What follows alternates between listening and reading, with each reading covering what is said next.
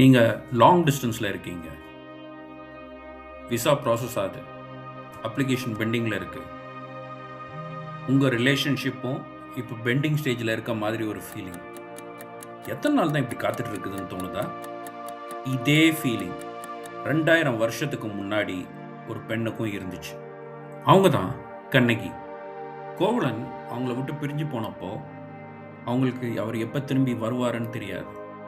வருவாரா இல்லையான்ற கேரண்டி இல்லை. லைஃப்பில் அடுத்து என்னன்ற கேள்விக்குறியும் இருந்துச்சு. நாம் ஏதோ 2026 தான் இந்த லாங் டிஸ்டன்ஸ் நரகத்தெல்லாம் அனுபவிக்கிறோம்னு நினச்சிட்ருக்கோம்.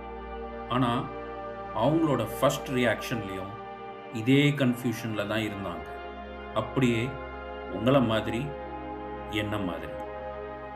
இதுக்கு பிரெயின் சயின்ஸில் ஒரு பேர் இருக்கு, அட்டாச்மெண்ட் அண்டர் ஸ்ட்ரெஸ். உங்கள் லவ் ரியல், உங்ககிட்ட இருக்கிற அந்த பயமும் ரியல். ஆனால் அந்த பெரிய ப்ராப்ளம் என்னன்னா அன்சர்டனிட்டி.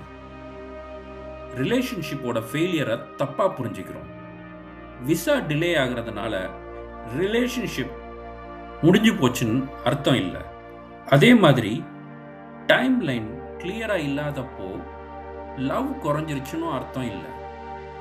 சென்னையில், சிங்கப்பூரில், இல்லை என்ன மாதிரி மியூனிக்கில் நைட் 2 மணிக்கு விசா போர்ட்டில் ரிஃப்ரெஷ் பண்ணுறவங்களுக்கும், வாட்ஸ்அப்பில் குட் நைட் டைப் பண்ணிவிட்டு வெயிட் பண்ணுறவங்களுக்கும் செய்கிற அந்த இமோஷ்னல் லேபர் வெளியே யாரும் பார்க்கறதில்ல, யாரும் அப்ரிஷியேட் பண்ணுறதும் இல்லை. ஆனால் அந்த வெயிட், அது உங்கள் காதல் மேலே நீங்கள் எடுக்கிற ஒரு வலிமையான முடிவு. கண்ணகியும் அப்படி தான் வெயிட் பண்ணா, உங்களை மாதிரி, என்ன மாதிரி. உங்களுக்கு ஒரு கேள்வி, எந்த ஒரு விஷயத்த நீங்கள் விட மாட்டீங்கன்னு ஒரு பேப்பரில் எழுதுங்க.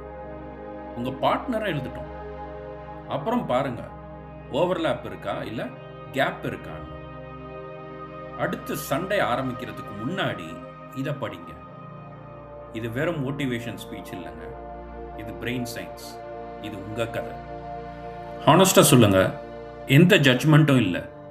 உங்கள் சூழ்நிலையில் இப்போ இன்னும் காத்திருக்கணும்னு தோணுதா அப்படின்னா ஏன்னு டைப் பண்ணுங்கள். இல்லை விட்டுடணும்னு தோணுதா பின்னு டைப் பண்ணுங்கள். கமெண்ட்டில் பேசுவோம்.